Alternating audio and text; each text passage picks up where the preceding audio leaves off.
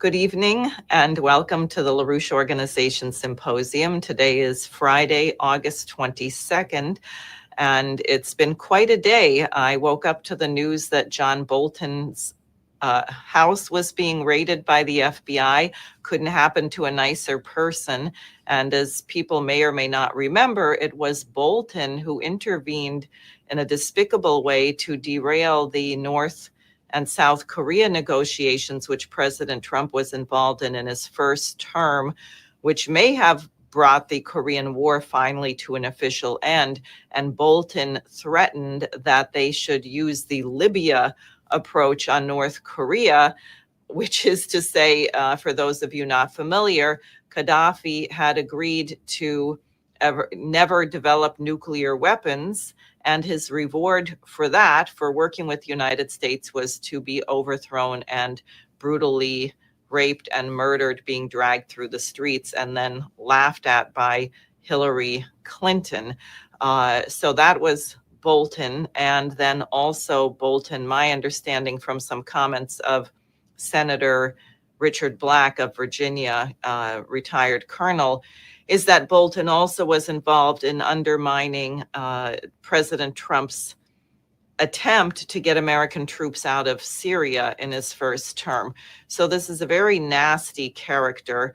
And I will say that since we last spoke on the symposium, Tulsi Gabbard has yanked the security clearance of another 37 people, many of whom were involved in the Russiagate nonsense, many of whom were involved in the support of Ukraine, probably even in some of the Ukrainian hit lists on which my name has appeared, as well as Helga Zepp-LaRouche and other people that you're familiar with.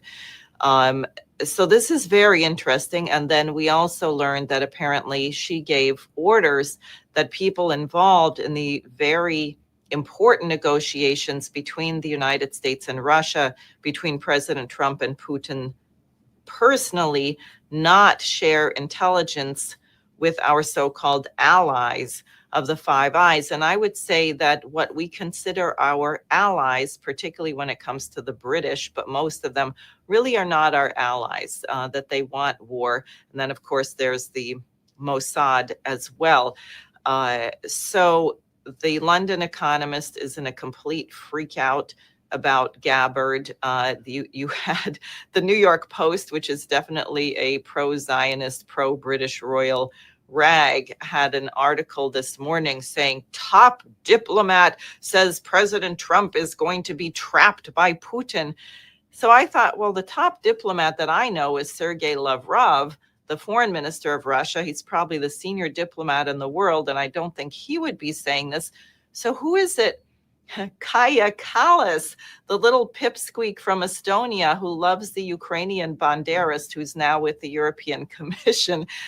It's a joke. So everything is being deployed to sabotage the extraordinary potential which emerged from the Alaska meeting between Presidents Trump and Putin, including, unfortunately, President Trump's own, if he indeed did put out the post where he said that Ukraine was going to lose because, unfortunately, they weren't allowed to defend themselves, which is really a crazy thing to say, since Biden was encouraging them to lob long-range missiles into Russia, putting the whole world in jeopardy. And, of course, the Russians reacted immediately, and Yuri Ushakov got Witkoff on the phone. Not good, but I would say we should not react to everything. This is going to be turbulent times. Clearly, it enraged a whole cast of characters that President Trump had the courage to meet with President Putin in Alaska. And we don't know the details of everything they discussed. Now, that brings me to an initiative of Helga Zepp-LaRouche, which is very important, that Presidents Trump, Putin, and Xi Jinping of China, and I believe Modi of India will also be there, but they meet at the Victory in Asia celebration, VJ Day celebration in Beijing. It's the 80th anniversary of the defeat of the fascist military Japan. And this is a very important occasion, and the United States, China, and Russia were allies in World War II fighting fascism. So it'd be a very appropriate occasion for them to meet. And therefore, I asked my colleague, Bill Jones, who is a longtime associate of Lyndon LaRouche and a writer and researcher for Executive Intelligence Review, to join me, because one of the things I found in the organizing is that Americans, unfortunately, know very little history. They know very little about World War II. The only thing they might know about is the landing at Normandy and that we were fighting Adolf Hitler. Hopefully they are aware of that much. They don't know anything about what happened in the Pacific, except some people who are older believe that dropping the nuclear bombs on Japan ended the war, which is really not the case. The Japanese were already defeated and in the process of surrender. And as people who've been following the material from the LaRouche organization know, my hypothesis is that those bombs were really launched to begin the war against Russia, which the British wanted. But let me be quiet and turn it over to Bill Jones, because he is going to have a lot to share, and I think people are really going to be very happy to learn about this. So Bill, please go ahead. Thanks, Diane. Appreciate being on your program here. The situation leading up to World War II, there are two things I want to indicate: that the situation leading up to World War II, and also to give people a sense of how the anniversary this year, the 80th anniversary of the ending of the Second World War, is in China much more of an existential experience compared to what we have here. You have to understand that we had significant losses during World War II. Something like 500,000 Americans were killed, but the nation itself was never directly threatened. But countries like Russia, the Soviet Union at the time, and China, their very existence was threatened. That if the Japanese, in the case of China, had won the war, the nation of China would have basically disappeared, becoming something of a Japanese satrap. So for them, it was an existential fight of a much more intense nature than people imagine, and that's why it's going to be a lot of discussions, celebrations, movies, exhibits in China as we go into this September 3rd event and following it. I'd like to start, though, at the beginning of the last century with the first slide here to indicate a potential that was put forward for the Asia Pacific by the Russian finance minister Sergei Yulevich Witte. Witte, who had been a railroad man, who had been the head of transportation, then went to become the finance minister. And his program was, he was a follower of the American system as it was indicated by the work of Friedrich List. So he was following the path that America had taken before him, including in terms of the railroad building, where you had the Transcontinental Railroad as a model for what could be done in a country the size of Russia at the time, the size of the Russian Empire, which then, as now, extends over 11 time zones. It was difficult to get from one end to the other at that time, as one can imagine. But the creation of a railroad from the western part of Russia, Moscow, St. Petersburg, all the way to Pacific coast would have changed the situation entirely, economically, culturally, for the Russian people. And that this is what Witte was successful in influencing the Tsar Alexander III to conduct, and was the one who was primarily responsible for it. For him, of course, it was not simply a matter of extending the reach of Moscow into the eastern region for defense, for economic and for other purposes, but it was also a corridor which would become something of a corridor of trade and development for the entire Asia Pacific. Trade which was conducted along the lines of the sea routes, largely controlled by the British Navy, which was ruling the sea at the time, would then go by land in a much quicker route, in which Russia, of course, would have a tremendous benefit because the transportation would go primarily through this railroad, but it would also open up new possibilities for the countries in the Asia-Pacific region, including China, including Japan. And that Wittes' idea was that this would introduce a new level of development for these countries, which would also allow them to create friendly relations with Russia because it was providing that corridor for which they would have trade with Western Europe. And this was his idea. As a matter of fact, when he launched this, the railroad initially would go through Russian territory entirely, but he had the idea of extending it on a trunk which would go through Chinese Manchuria, bringing it in a much shorter route to the Pacific Ocean, but also encompassing China in this trade in a much more direct way.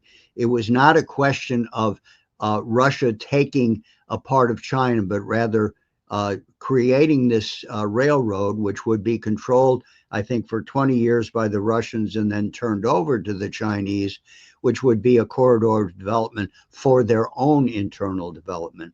Next slide, please. Construction, of course, was not so easy. It was a difficult area, partially going through a permafrost and through a major sea route in Lake Baikal, one of the biggest internal lakes in the world. But the commitment was there, and they were intent on conducting this railroad, and we see some of the railroad workers there. Next slide, please.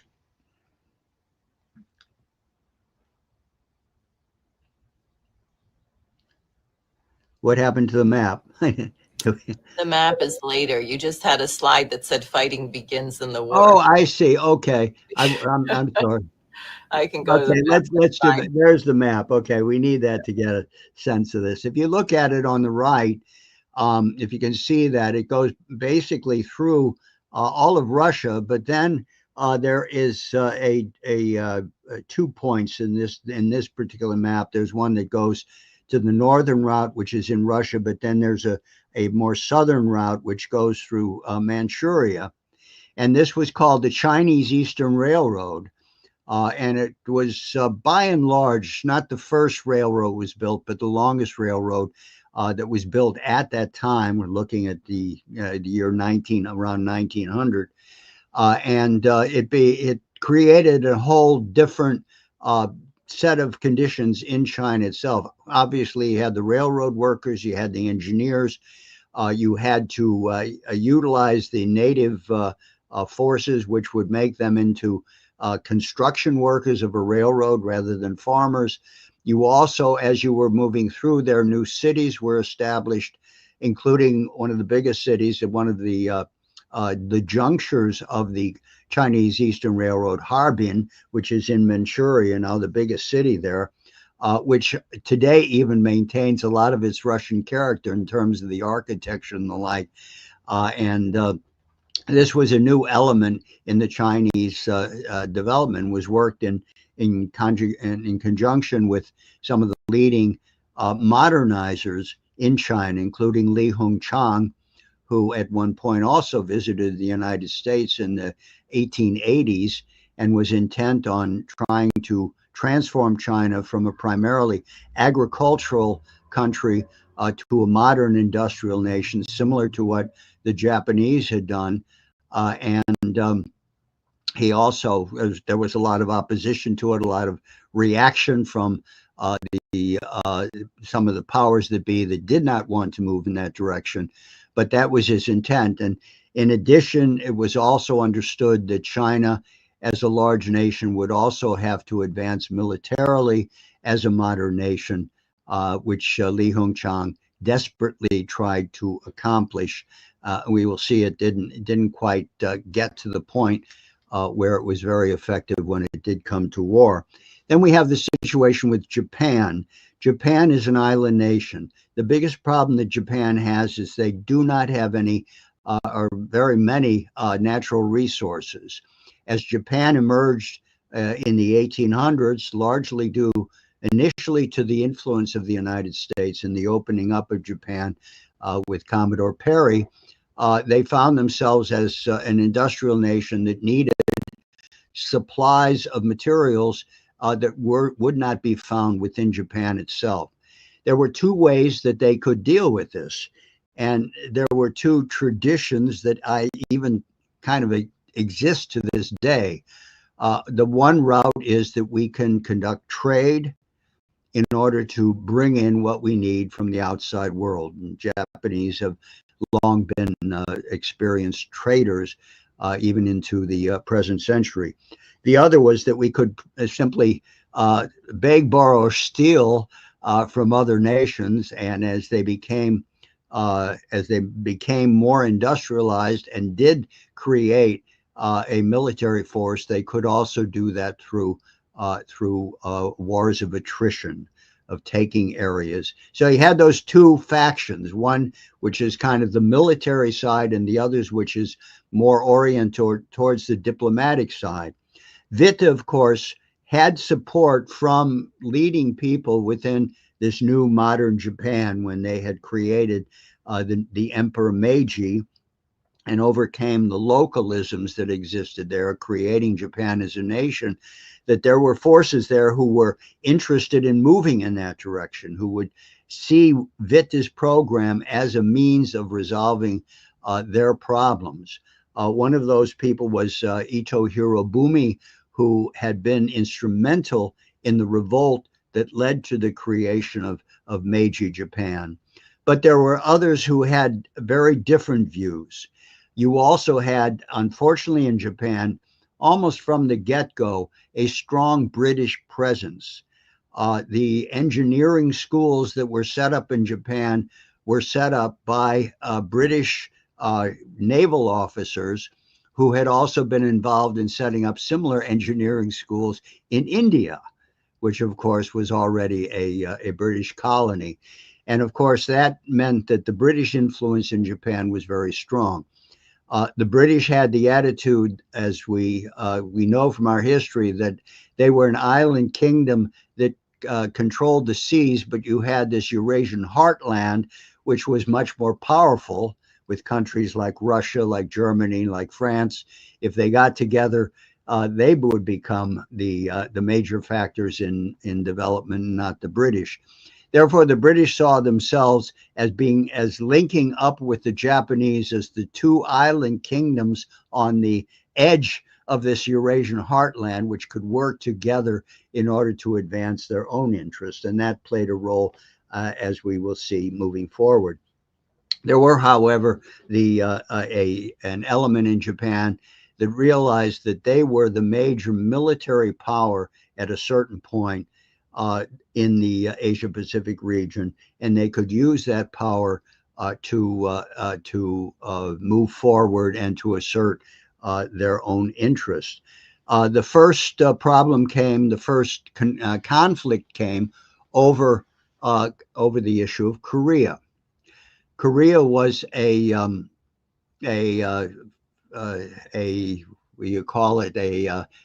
were under Chinese sovereignty, so that they paid a tribute to China. At a certain point, the Chinese even controlled Korea, but by the 1800s, they were pretty much an independent nation. They were in fact recognized as an independent nation by the United States.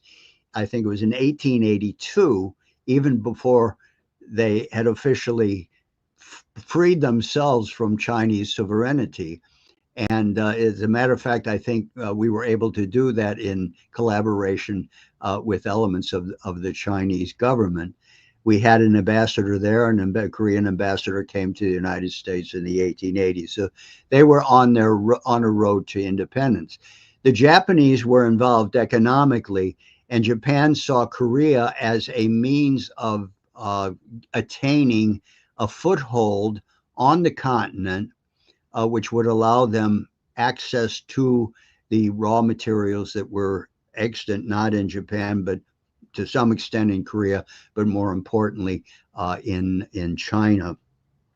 And there were a number of forces working there. The Russians had an influence in Korea at that time, the Chinese, the Japanese. At a certain point, the Japanese successfully created a peasant revolt, which led to the overthrow of the legitimate king in Korea, because China still had suzerainty with Korea. They were called in by the king to come and to undo this revolt that was going on. As soon as Chinese troops landed in Korea, the Japanese then began their move against the Chinese. China had also begun building a navy. It had a military forces. It had been actually allied with some of the Civil War veterans who had helped them in building an army, but they were not at the level of the Japanese. And the war began between Japan and China, largely in Korea, partially in mainland China. And the Chinese were successful in overcoming the Chinese in that war. We have three pictures here from the Japanese archives. Next slide, showing, or next slide that was going to be shown. Yes, this is the battle, I believe. This is the beginning of the war. Then next slide. This is one of the battles, and I don't see the title I think it's South Korea, the Battle of Asan, I think that was. I don't see the title. And the next slide.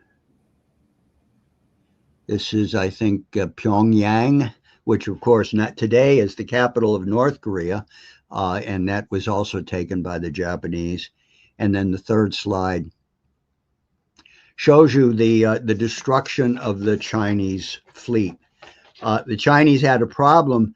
Li Hongchang, who was really responsible for the creation of the Chinese Navy, had always to fight the Empress, who used the money that was available for building the ships to build what today is a marble ship that is in the water near the Summer Palace. Now, because it's in marble, it doesn't float, so it doesn't go anywhere. But it is simply there as a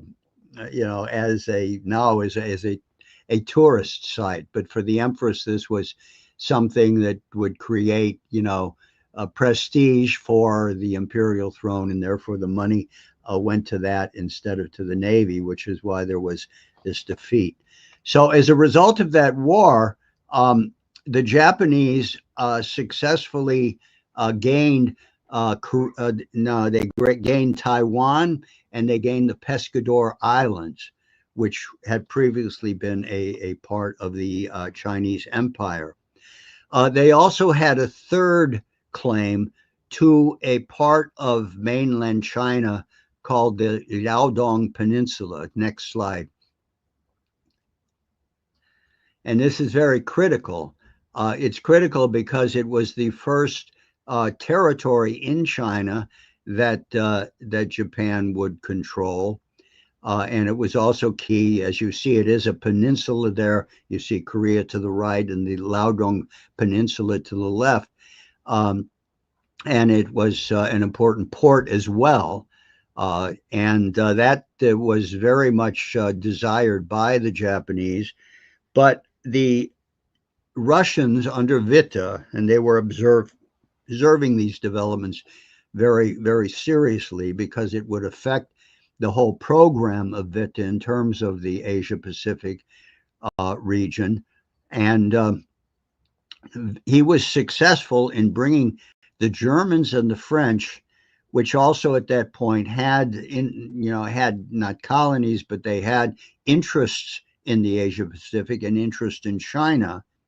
And they did not want to see a division of China. It was felt that the annexation of this peninsula would be just the first step in the breakup of China. So he got the three of them together to put pressure on the Japanese to relinquish the Liaodong Peninsula, which the Japanese did do. But they were extremely upset about that, and upset about that, especially with regard to the Russian role in bringing together this kind of a coalition. This was remembered for a long time in Japan, and Emperor Hirohito, at the end of World War II, when he was forced to sign the peace treaty, he took up the issue of, he says, I'm in the same type of position as the Japanese emperor was in when he signed the Treaty of Shimonoseki, which was the treaty in which Japan abrogated claims to the Liaodong Peninsula.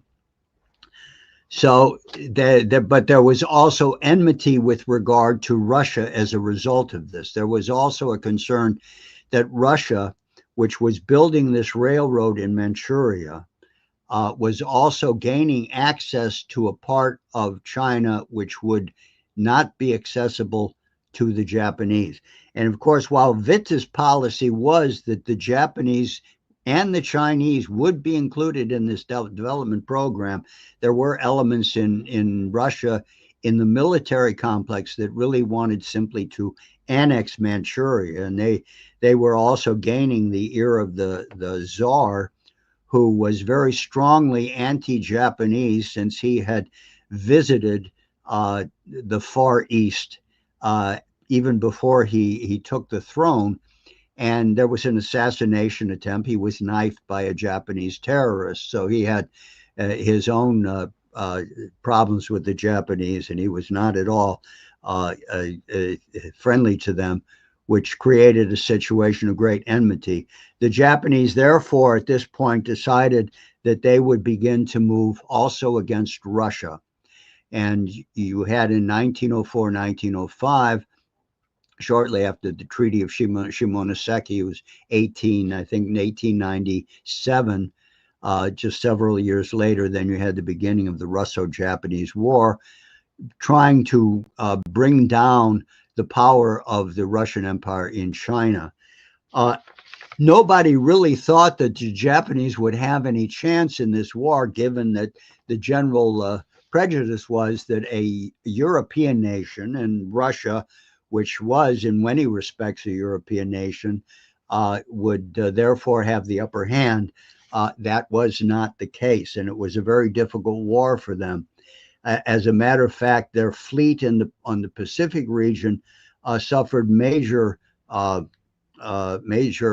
defeats, and they called the Baltic Fleet to come to the Pacific Ocean in order to relieve the forces in the Russian Navy. And that took them a while because they had to go from the Baltic all the way around Europe and around, I think, Cape of Good Hope to get to the Pacific region. And when they did come, next slide, they were moving towards the area of where there was fighting going on, and they moved their ships one by one through this little strait that we see here called the Strait of Tsushima. And as they went one by one, you see you have the Korea on one side and Japan on the other side. Japanese had occupied that part of Korea. So as each of these ships came through that strait, they were destroyed one by one. So that the Baltic Fleet, which had come to the rescue of the Russian Pacific Fleet, was totally destroyed in the famous Battle of Tsushima. So they won that war. There was a peace conference that was negotiated by that Anglophile friend Theodore Roosevelt. It wasn't entirely as bad as it could have been. Witte was able to save the northern part of Sakhalin Island. The southern part went to the Japanese, but more importantly, they received in that treaty, they really received control over Korea. So they had already moved in there. More importantly, they also won the rights to run the railroad in Manchuria, which previously had been a Russian under Russian control, and that was their first foothold on Chinese soil, was then in the control of this railroad in Manchuria.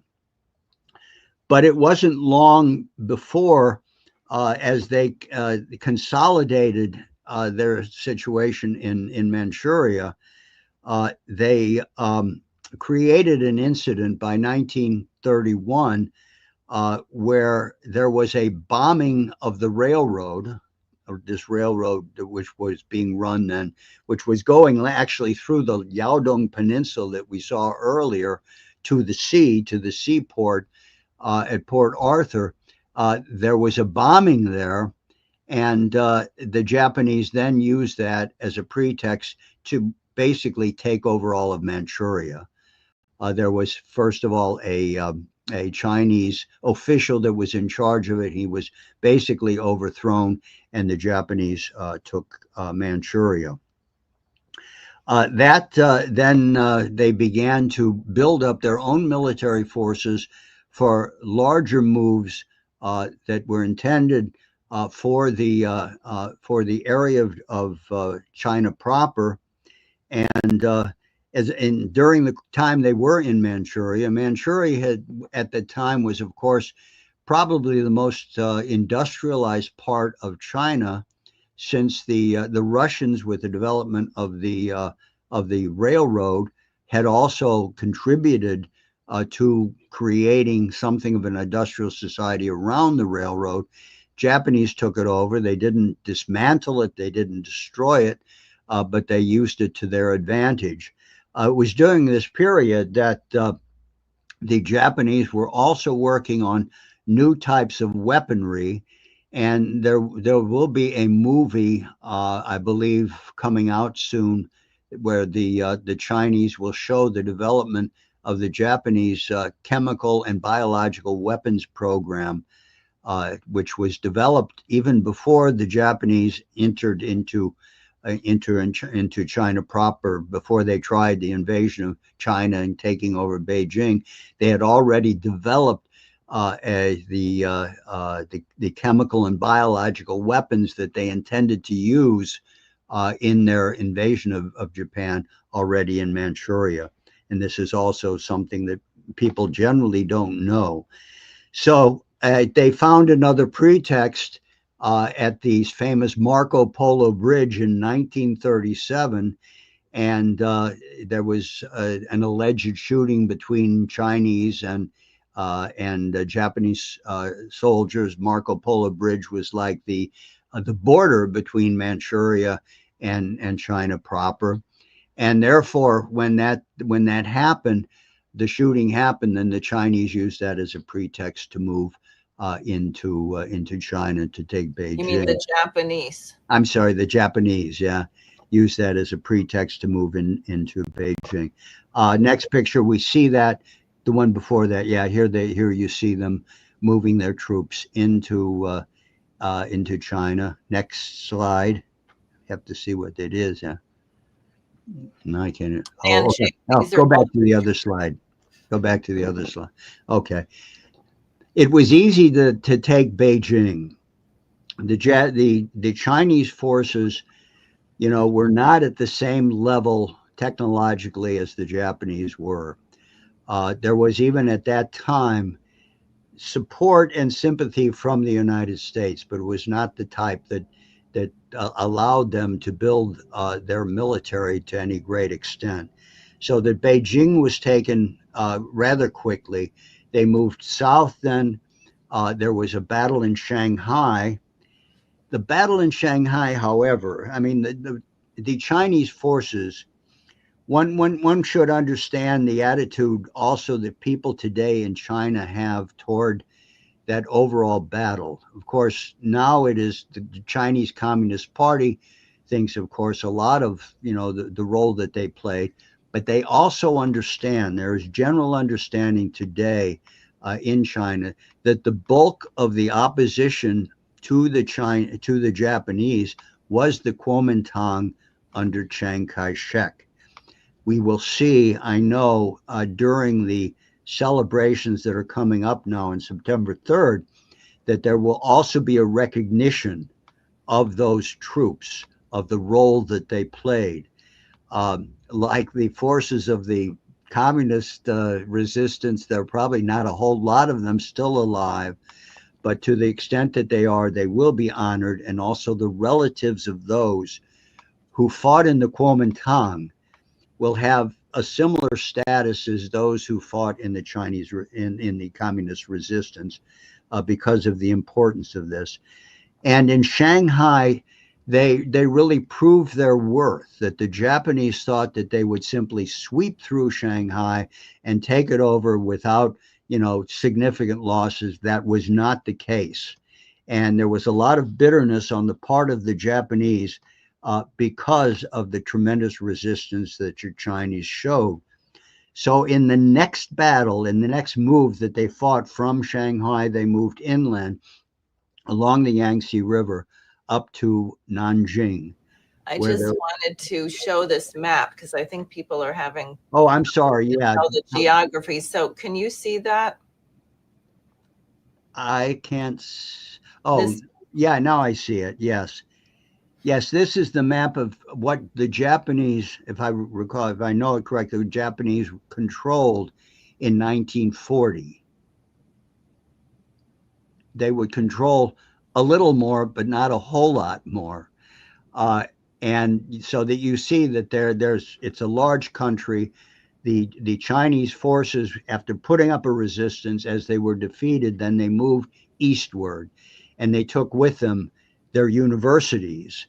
They took, a lot of their precious goods and things treasures that they didn't want devastated by the Japanese, and they moved it inland. So you had new universities that were set up, in places like Chongqing and Guangdong, which didn't have universities before. So in one sense, it was a spreading of the knowledge that was forced by this Japanese invasion. But they never did the entire country. And the Battle of Shanghai created a lot of bitter feeling in the Japanese.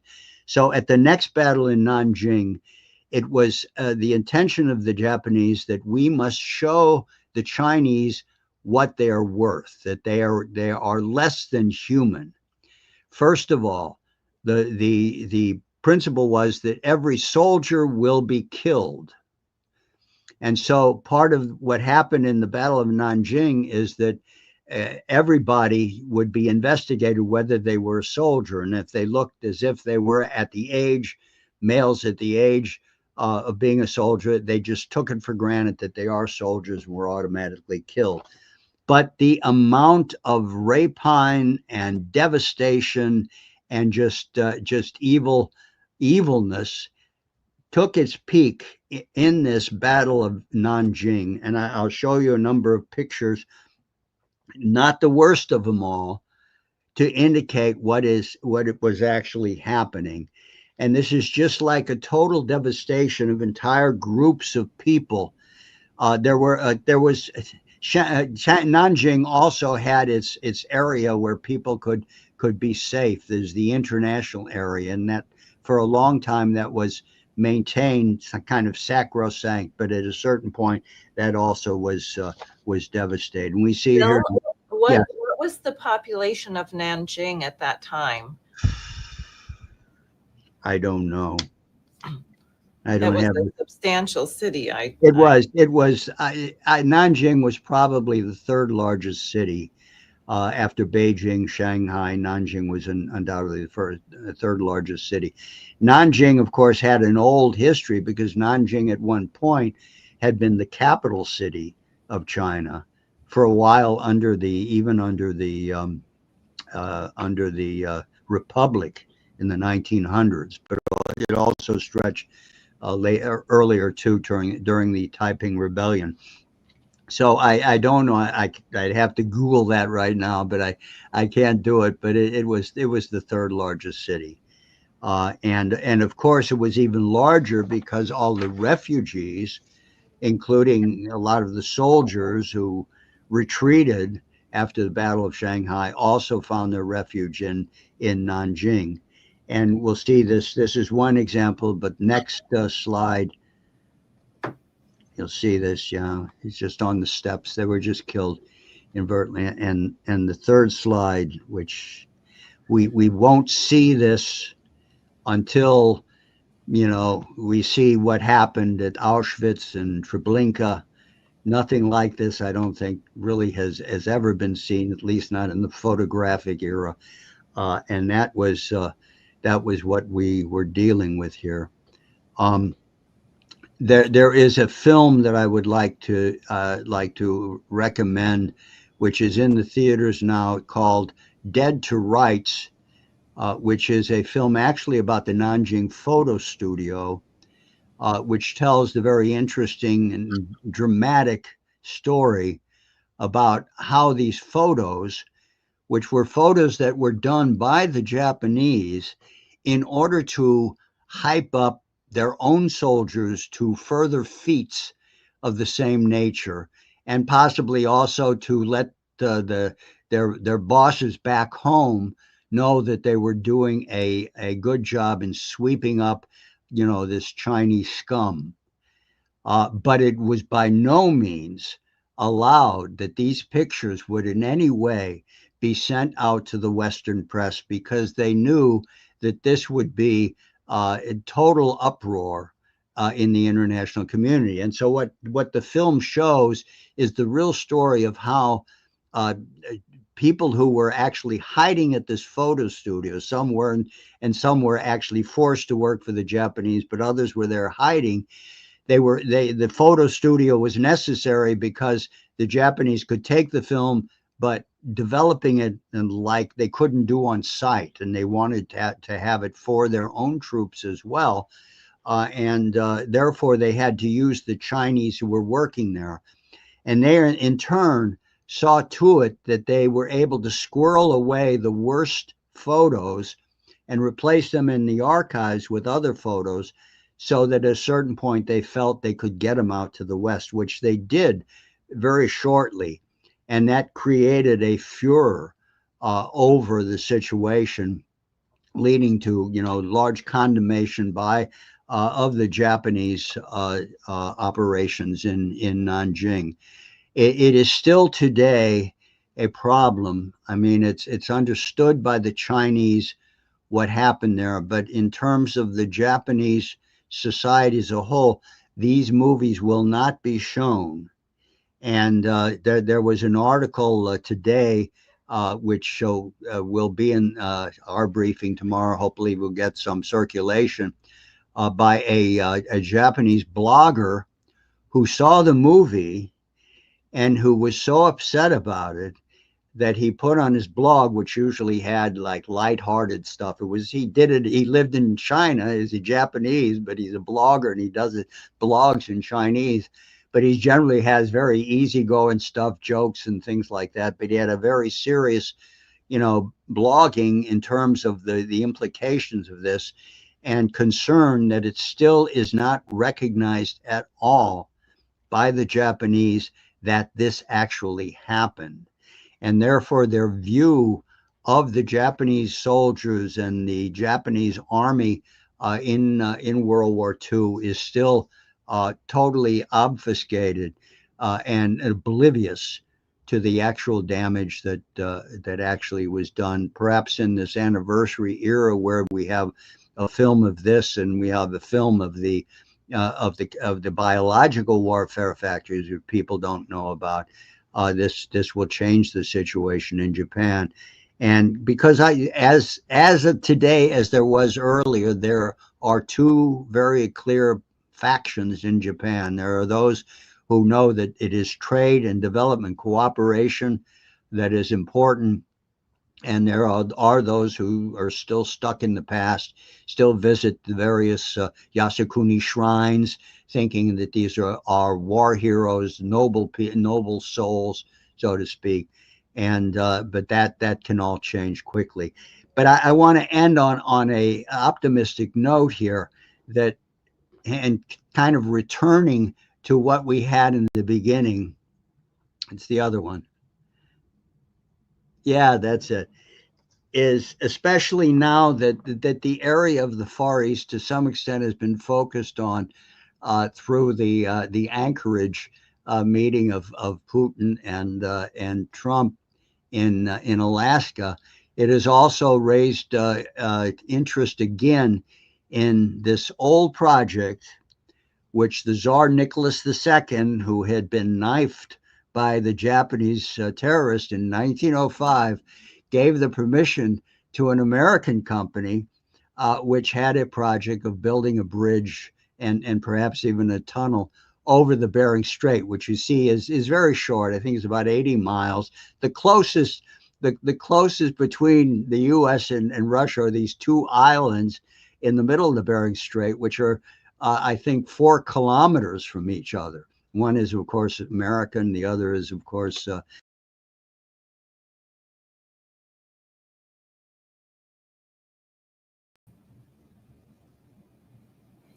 We lost Bill for a moment. I think he'll be back.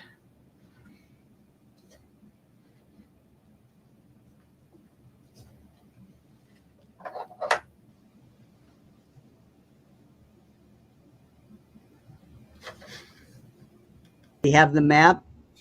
Yes. Okay. I'll go to this one. Okay. If you see the map, now this means that this discussion went on to some extent in the news media, even the Russian press is talking about this old project of the Bering Strait tunnel and bridge, which we have been promoting now for the last 40 years, and have been talking with engineers about it.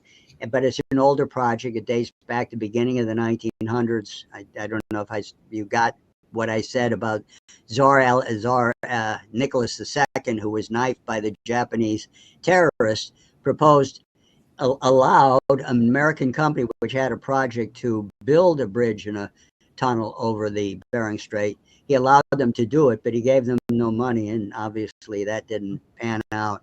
But that's the project. If it is accomplished, then you see that you have a land bridge between all of continental North America and all of Eurasia. And by Eurasia, I mean not only into Russia, but also down to China. And of course, that would create the type of development where, the factions in Japan who know that trade and development is important would understand the significance of this, but also all the other, peoples in the region. And I think it's important to emphasize that at this time and place, because Alaska now has become a matter of interest to people, that there is hopefully continuation of this relationship, which now has largely been reestablished between Russia and the United States, in which this project can be developed not only to the benefit of the people in the various regions there close by it, but also to the rest of the world connected to it by rail and other traffic, because that would be a step upwards in the development of a global land bridge, which will bring trade and development to all of the world.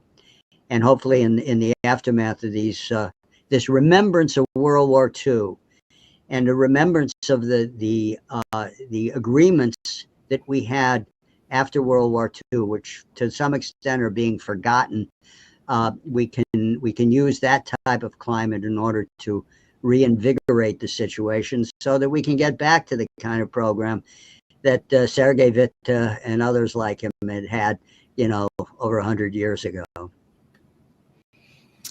Great. Well, thank you. This brings to mind a couple of questions, because I'm thinking about the September 2nd surrender of the Emperor Hirohito on the USS Missouri. Were the Chinese there? I just remembered General Douglas MacArthur receiving this.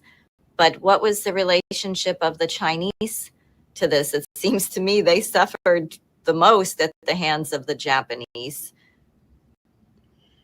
That's true. My impression is, I don't know the actual history of that, but my impression is that the formal, not apology, but the formal surrender to China came in the wake of the Missouri situation. They're celebrating it on September 3rd. So obviously something happened on September. I really should know it, and I will look it up after this, but I think something happened after that, which made September 3rd, the key for them, right? Yeah, interesting.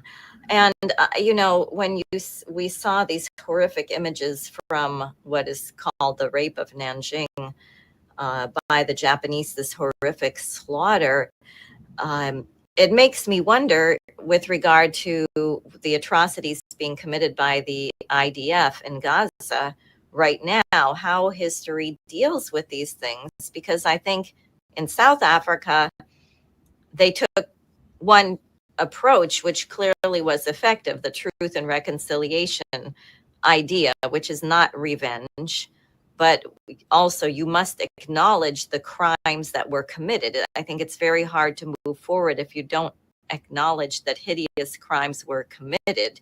We had at the end of after the war in Europe, you had the Nuremberg tribunals, and people were on a certain level had to come to terms with the crimes, although not really, as we know, the whole history of that and all the people and various financial interests involved. But what are your thoughts about this situation now? You said a little bit, but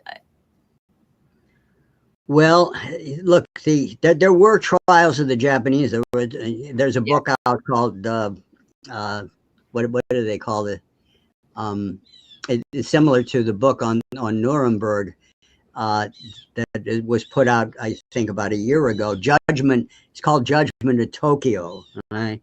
Which goes through that. So it was generally recognized, and a lot of these guys were executed for war crimes, right? Including people responsible for the Nanjing massacre. There might have also been. Arthur does talk about that in his reminiscences. Who does that? General MacArthur, yeah, he did not particularly, I think, like the death penalty, but he said there was certain, of course, he insisted that they could not touch the emperor or harm the emperor. But there was one case I remember where he describes feeling some discomfort. And he said, no, we had to establish a standard of justice, and therefore you had to go after some of these war criminals. The crimes that they committed were so hideous. There would be no faith in the system of justice if you ignored what had been done by, and I forget who the particular individual was. Yeah, I don't know. I think within the general culture, of course, because you still have this, this Yasukuni shrine issue that comes up almost every year, and nobody's really kind of contested that to any great extent. That you have generally on the part of the Japanese the attempt to really kind of forget the whole thing and ignore it, which causes a lot of problems. Although there probably have been, I would say by many Japanese officials, apologies to this, simply because they wanted to maintain, because they were either apologetic or they just wanted to maintain good trade relations with countries like Korea and Japan, which were on the backside of these operations. But it's hard to say how that's going to be resolved culturally in Japan. I think one of the important things about these films that are coming out, especially there's one on Nanjing, and people have commented on that. When you see this, you reflect also on what's going on in Gaza, right? And that's important. It's important that people, look back on what we rejected at that time in order to reflect again on what's going on now. And hopefully, if people go to the film, and I hope a lot of people do, that will have that effect. But in terms of the Japanese situation, I think there probably have been apologies at various levels, even on the official, with regard to this thing. But to some extent, I think they, in terms of the culture, movies, books and things like that, there's probably not a lot being written on in Japan. But I'm just not more closely acquainted with the Japanese situation to say much more on that. Well, the 80th anniversary, this commemoration on September 3rd, certainly is a very, very big deal. What's your sense about what China might be reflecting on, and what message might they be trying to share with the rest of the world by doing this? There will be an enormous display of military equipment, I think. Yeah. So what are your thoughts on that? Well, I think they will be, of course, showing, the strength of China, but they will also be, I think, emphasizing the notion, of the need of cooperation and harmony, which has been the leitmotif of Chinese policy, for the last decades and even longer than that. I think there will be also an attempt to kind of straighten, kind of get out the real history to people. I know it's interesting thing going on actually at the embassy here is that they're looking at the support that existed even at an early stage, even before the United States entered the war, to the Chinese from the U.S. side. And when they have their National Day at the end of September, I think they're going to have an exhibit with a lot of things that their scholars at the embassy had discovered about, who was supporting China during the 1930s and early 1940s. One of the things I think they found, which was interesting, was that Walt Disney that had published or maybe had on film a picture of Mickey Mouse together with a little Chinese figure, which was popularly known by all Chinese children at that time. And he had them together and put it out in some form to show, the sense of solidarity. And I think there was a lot of it, in spite of the fact we didn't enter the war until 1941, that the works of Edgar Snow, and he was there from the get-go. He wrote a book, and his first book in 1933 was called The Far Eastern Front. And it was all about this Mukden incident. He was there at the time. I mean, he was talking. And who is Edgar Snow? Edgar Snow was an American journalist. Oh, you don't know him. He was very famous. He was an American journalist who was in China for, I guess, 20 years. And became very close to Mao, and he wrote the Red Star over China, which is okay.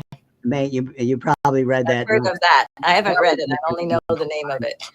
And he also, as a signal to the U.S. around, I guess, the 1970s, early 1970s or late 1960s, Edgar Snow was invited to a major Tiananmen Square event, I guess National Day, to send a signal to the United States that China would not be unhappy if the United States began to establish relations with them, and that was because everybody knew who he was. But he was there at an early stage, and he knew the Japanese. He knew the Japanese who were in charge of this Mukden incident, and he wrote about it in this book, The Far Eastern Front, which was primarily on that.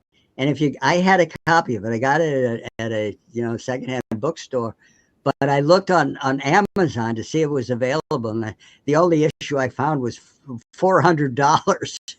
Wow! So I think it's now very rare. But his other books are, of course, more prevalent. But right. But those kind of things, they're going to try and do that, because I think what they want to do especially on the United States. That's why they're putting these movies out. You know, I'm sure they're doing it in Europe as well, but there's a big concentration on the situation here because they do want to maintain, they do want to establish a much better relationship with the U.S., that they will make an effort to underline, and they have been doing that for years, the U.S.-Chinese collaboration during World War II, and that's very significant. Right. Yeah, and that does bring back, and I'm just going to bring back the map of this Bering Strait crossing again, because you really see why the Chinese in particular would be so interested in this.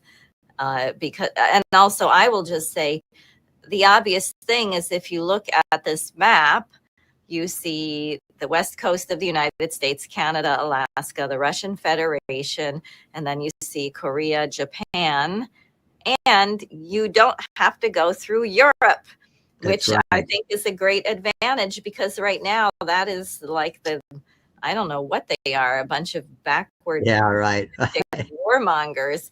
So it changes the relationship of everything on the planet if we would orient this way. It's also the case that the great bulk of international production now is in the Asia Pacific region by and large, and they all are our neighbors. We're just separated by a little bit of water. Right. Right. Exactly. So I think I would urge everyone to look on the Schiller Institute website and add your name to the appeal launched by Helga Zepp-LaRouche that these three presidents have got to meet in Beijing. I think this is very important. And Bill, I'll just go to you if you have any concluding thoughts on this. Well, I would just urge people to try and get a better picture of what actually, you know, China was historically to us, but also what's going on there at this point as well. You know, and I wrote a book about this. I won't hawk the book here because I don't want to be a commercial, but I have been taking that like to book fairs and the like to talk. Why don't you say what the name of your book is? Yeah, the name of the book is The Rise of China and the Return of Global Development. And the basis of it is that, you know, with the Belt and Road, history changed, right? Development again was on the table for everybody, and the Chinese, you know, wanted it on there and you know, encouraged that. But I've been talking to people on that, and it's very difficult. You see, you know, getting that issue on the table is difficult when you mention China. Some people are not necessarily, you know, antagonistic to them, but it's just like something that is not, you know, of interest to them or of importance to them. And I think it is becoming very important, because whatever you want to say about, you know, reviving the U.S. economy and things like that, it's not going to be done in rivalry with China, because they got more people and they've got more, they've really got more understanding of how to do this. And they got that from us, but we've forgotten it, right? Right. And we have to kind of get back to that. But but cooperating with them, which they want to do, would more quickly revive the U.S. economy. And the Chinese on this trade thing, the Chinese clearly say, you know, that we would like to buy more from you, but the things we want to buy, you won't sell us. And do we even produce them? I mean, we seem to produce so little. What do we produce that they want to buy from us? Well, there's a lot of mainly high technology stuff. It's not so much, but they would of course buy our soybeans, which they used to do. Right. The problem there is because we put up restrictions. Now they've gone to Brazil. Right. And since they have that relationship with Brazil, it's going to be very hard for them to say, you know, thanks and go on to something else. So we shot ourselves in the foot on the soybeans to some extent.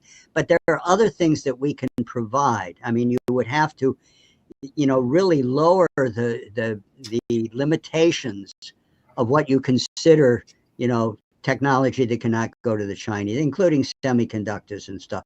They'll do it on their own otherwise. But by cooperating with us, you not only send them things, but you create the lines of communication in which the people who are working on these things can interchange and stimulate the ideas of making these things better. I mean, that's always been the case, right? The idea of this isolated, institution with people working on their own and no contact with other scientists doesn't really work. You have to have this exchange that will be beneficial and will be more beneficial to the United States than going on our own because of because of what they've achieved now, right? And they're willing to share that, right? Yes. Yes. Us, right? Exactly. Well, I wish the United States would be celebrating the defeat of fascism in Europe and in Asia, and that might encourage us to remember something about our own identity and mission. Oh, and I did want to add one other comment, because you mentioned FDR had these ideas and he gave certain promises to the Generalissimo, I guess Chiang Kai-shek and Stalin, about the end of the war, one of which I believe was that the Chinese were adamant that they didn't want the British to be the first to sail into their harbor somewhere. And after FDR died, of course, everything got thrown out. Truman came in, and I think the violation of all of these promises that FDR made was one of the reasons why his son, Elliot Roosevelt, wrote that book As He Saw It, which came out only in 1946.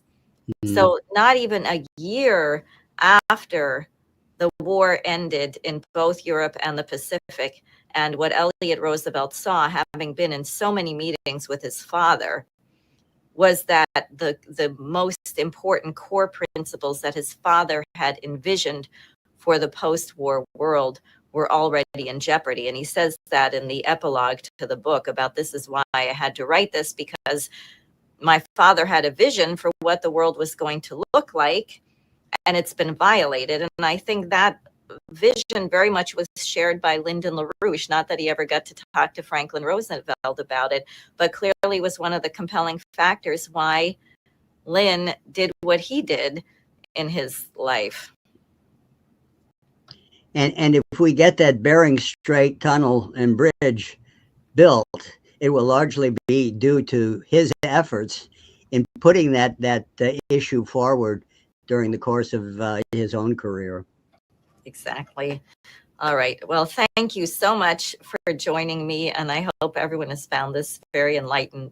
It was definitely interesting to me. I always wondered about all these various wars that came prior, and that was some help. So thank you. Too many of them, but there's a red thread. Yes, unfortunately. Okay. Thank you for very having me.